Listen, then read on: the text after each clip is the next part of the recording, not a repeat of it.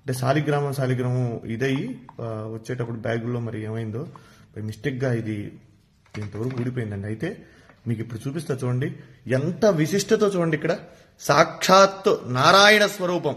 శ్రీ మహావిష్ణవే నమః.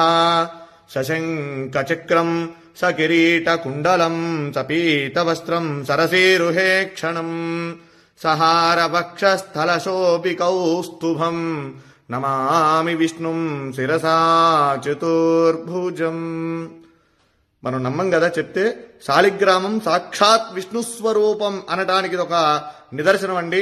చూడండి, ఇక్కడ దీంట్లో శాలిగ్రామ రూపం సాక్షాత్ శ్రీ మహావిష్ణు స్వరూపంగా ఉన్నటువంటి శాలిగ్రామం. ఇది నేను నిజంగా ఇది మీతో నేను ఈ విషయం అంతా కూడా చెప్పాలని చెప్తాను. ఎందుకంటే చాలా మంది నమ్మనటువంటి వాళ్ళు చాలా మంది అనేక రకాలుగా చెప్తూ ఉంటారు.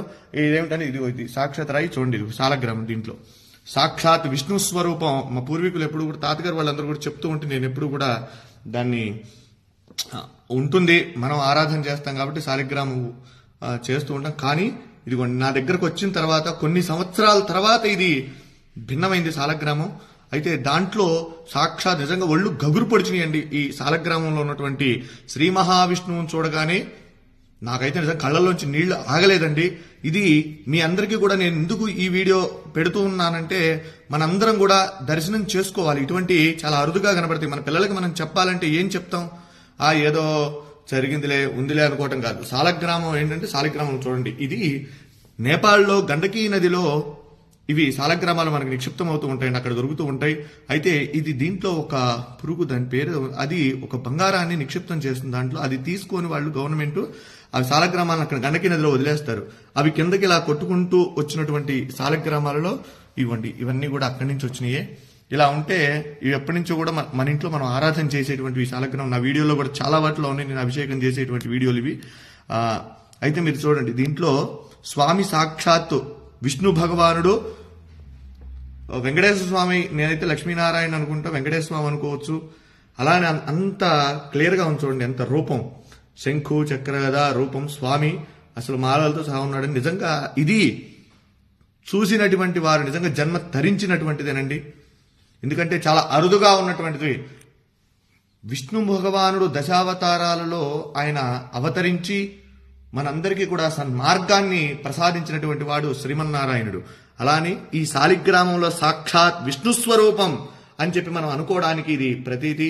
కనుక ప్రతి ఒక్కరూ కూడా ఈ యొక్క వీడియోని అందరికీ కూడా చూపించండి, శాలిగ్రామాన్ని దర్శించండి. శాలిగ్రామ శిలావారి పాపహారి విశేషత ఆజన్మకృత పాపానాం ప్రాయశ్చిత్తం దినే దినే. శాలిగ్రామానికి అభిషేకం చేసిన, శాలిగ్రామ తీర్థాన్ని ప్రతిరోజు కూడా స్వీకరించినా కూడా మనం పూర్వజంలో చేసినటువంటి పాపాలున్నా అవన్నీ కూడా నివారణ అయ్యి మనం సుఖంగా ఆరోగ్యంగా ఉంటాము.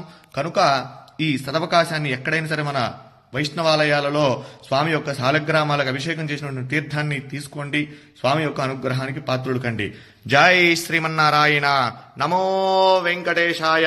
సశంఖ చక్రం సకిరీట కుండలం సపీత వస్త్రం సరసీరుహే క్షణం సహార వక్షస్థల శోభి కౌస్తుభం నమామి విష్ణుం శిరసా చతుర్భుజం.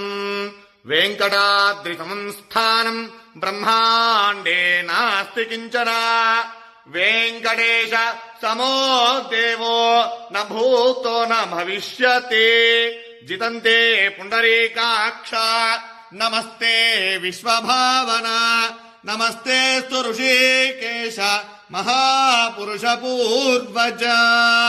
సుదర్శన మహాజ్వాల కోటి సూర్య సమప్రభా అజ్ఞానాం తస్య మే దేవా విష్ణో మార్గం ప్రదర్శయ. జై శ్రీమన్నారాయణ. జై జై శ్రీమన్నారాయణ.